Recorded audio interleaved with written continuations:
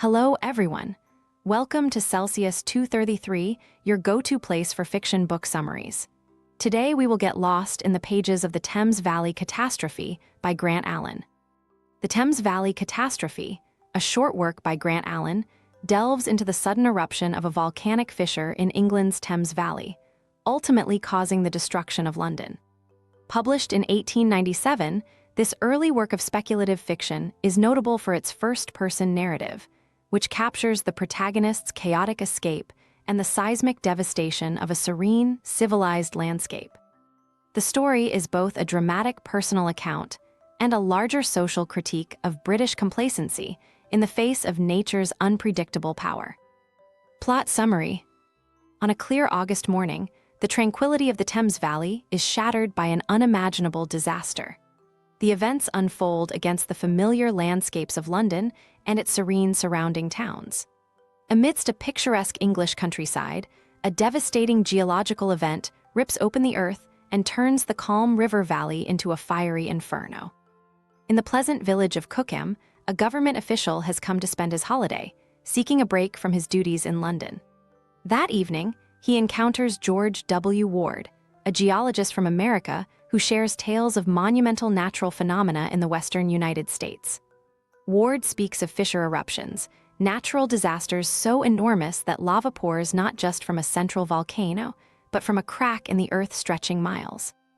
The Englishman listens with skepticism. The peaceful, cultivated English countryside, with its green fields and winding rivers, seems an unlikely stage for such devastation. Ward's descriptions remain lodged in his mind, dismissed, however, as something confined to distant lands.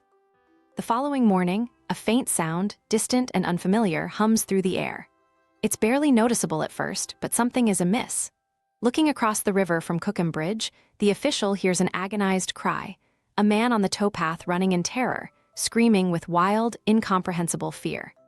As the witness tries to make sense of the scene, a wave of blistering heat radiates from behind him, and he glimpses a wall of molten fire advancing over the peaceful valley. The reality crashes down upon him. The very fissure eruption Ward described is unfolding here in England, consuming the valley with a voracious heat. The fire sweeps forward, overtaking the river and all along its banks, moving faster than anyone can outrun. The man realizes his only hope is to escape upward. He scrambles onto his bicycle, the searing heat already pressing upon him, and pedals toward the higher ground at Headser. As he ascends, he looks back to see the fire engulfing the river, the bridges, and any trace of life in its path. Only minutes ago, he had been lost in thoughts of a leisurely day, but now all notions of peace are burned away in the frantic need to survive. He watches in horror as Ward, caught in his own bicycle's pedals, is overwhelmed by the advancing flames.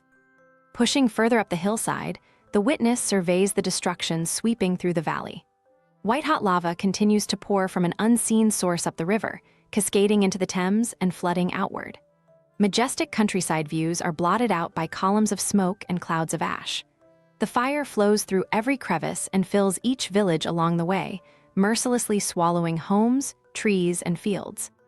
Suddenly, the enormity of the event overtakes him. This is no isolated disaster, but an unprecedented geological event that will decimate not only Cookham, but any place along the Thames's course, including London itself. His thoughts shift from survival to urgency. He must warn his family, who are entirely unaware of the danger barreling toward them. Fueled by fear for his wife and young children back in London, he begins the desperate journey home, navigating backroads and lanes, relying on instinct and endurance. But the further he goes, the more he witnesses the calamity extending its deadly grip across the Thames Valley. By the time he reaches Burnham, the river of lava has reached the flatlands surrounding the town, and panic starts to spread. The people, previously dismissive, now stand dumbstruck as the fire's approach becomes visible. As he moves through towns and villages, he attempts to alert others, urging them to escape to the hills. Yet his warnings are met with disbelief. The unimaginable scope of the catastrophe is lost on those who cannot see it firsthand. To them, tales of a fissure eruption remain a fantastic impossibility. They laugh at his warnings, resuming their routines as he frantically pedals onward, feeling as though he is racing against the apocalypse itself. Realizing that time is slipping away, he avoids main roads, opting instead for quiet paths to make up for lost ground. Approaching Uxbridge, he sees a fresh wave of lava surging faster than ever, overtaking people and buildings in its destructive path. As it overtakes the roads, fleeing animals and pedestrians are consumed by the burning flood, reduced to ash before the fire even reaches them. He has to turn aside once again, losing precious time in his route to London. His thoughts become single-minded, fixed on reaching his family before it's too late. Eventually, the smoke darkens the sky over London. For the first time, the city's residents are alerted to a serious threat, yet disbelief turns to horror as they finally recognize the source of the thickening clouds. The fire approaches Kensington and Paddington, and the air itself grows nearly unbreathable.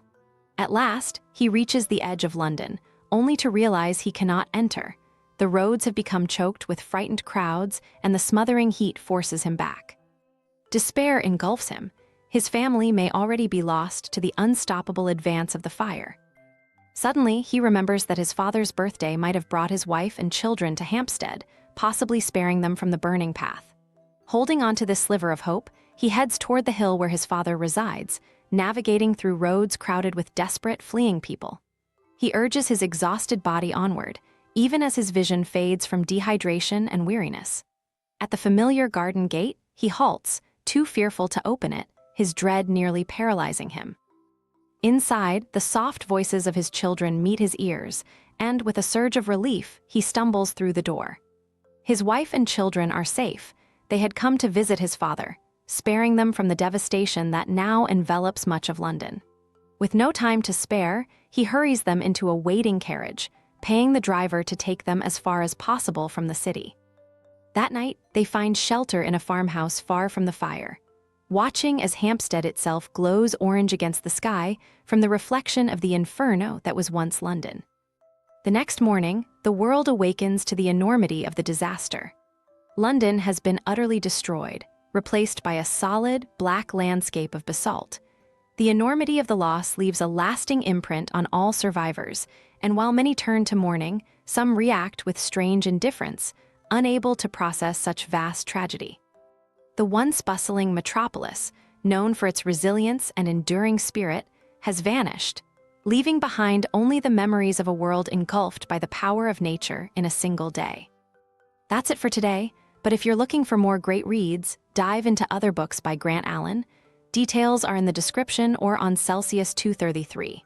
Remember, while our summaries capture the essence, they can never replace the full experience of reading the book. If this summary intrigued you, consider diving into the complete story, buy the book, and immerse yourself in Grant Allen's original work.